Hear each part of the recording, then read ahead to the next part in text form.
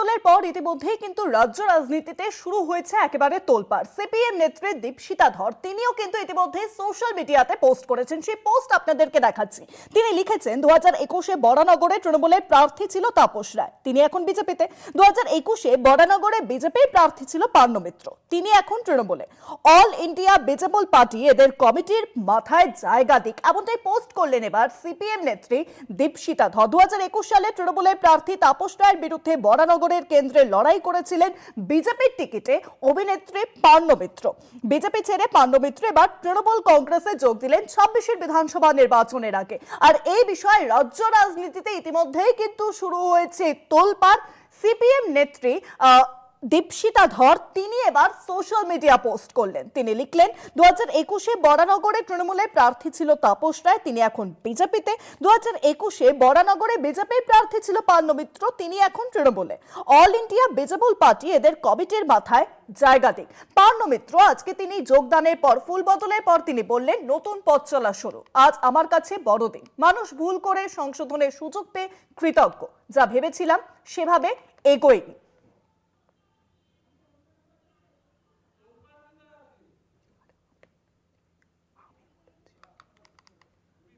2021 সালে তৃণমূলের প্রার্থী তাপস রায়ের বিরুদ্ধে বরানগরের কেন্দ্রে লড়াই করেছিলেন বিজেপির টিকিটে অভিনেত্রী পার্নো মিত্র। বিজেপি ছেড়ে পার্নো মিত্র এবার তৃণমূল কংগ্রেসে যোগ দিলেন।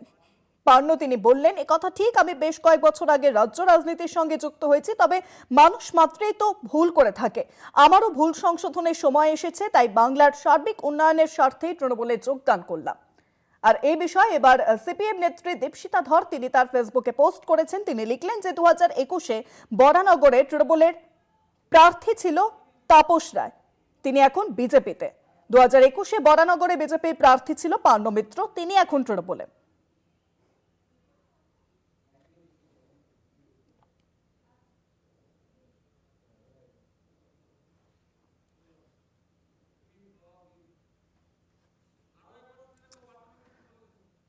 ফুল বদলের পর কি বললেন পার্নো মিত্র, আরো একবার শুনবো।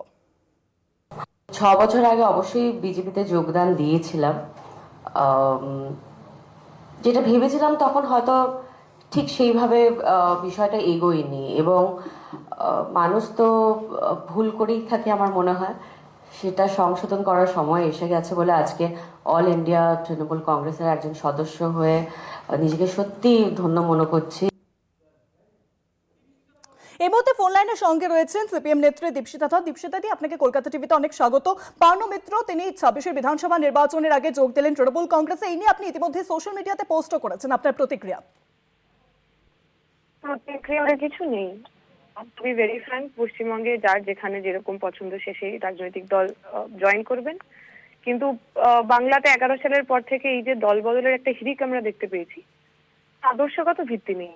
যখন যেরকম মনে হচ্ছে আমার রাজনৈতিক পজিশনই বা আমার যখন যেটা সঠিক মনে হচ্ছে সেভাবেই সরল প্রক্রিয়া, এটা মনে হয় যে কোনো এলাকা, যে কোনো রাজ্য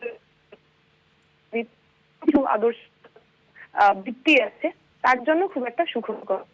তাই কালকে যিনি বিজেপিতে ছিলেন আজকে তিনি সাদরে গ্রহণ করলেন, তাহলে একজন মানুষ ঠিক কোন কারণে ঠিক কোন শুদ্ধিকরণ প্রক্রিয়ার দাঁড়িয়ে সাম্প্রদায়িক শক্তি ক্লেম টু বি সাম্প্রদায়িকতার বিরোধী যে শক্তি, সেই শক্তিতে চলে আসছেন, তার প্রসেসটা আমরা একটু জানতে চাই যে ঠিক কি শুদ্ধিকরণ প্রক্রিয়ার মধ্যে দিয়ে বিজেপির হাত ধরা একজন মানুষ, তিনি মহিলা হতে পারেন, পুরুষ হতে পারেন, এত সহজে বিরোধী রাজনীতির একদম মুখ যারা হয়ে উঠছেন বলে ক্লেম করতে চলে আসতে পারে। প্রক্রিয়াটা কি? আমাদের কাছে এই প্রক্রিয়াটা ধান্দাবাজি ছাড়া, সুবিধাবাদী ছাড়া অন্য কিছু নয়। আমাদের মনে হয় আমার জন্য, বাংলার জন্য, এই দেশের জন্য, এই রাজ্যের জন্য এই ধরনের রাজনৈতিক প্রক্রিয়া সাধারণ মানুষের জন্য খুব একটা সুখকর, খুব একটা ভালো দিক হবে না।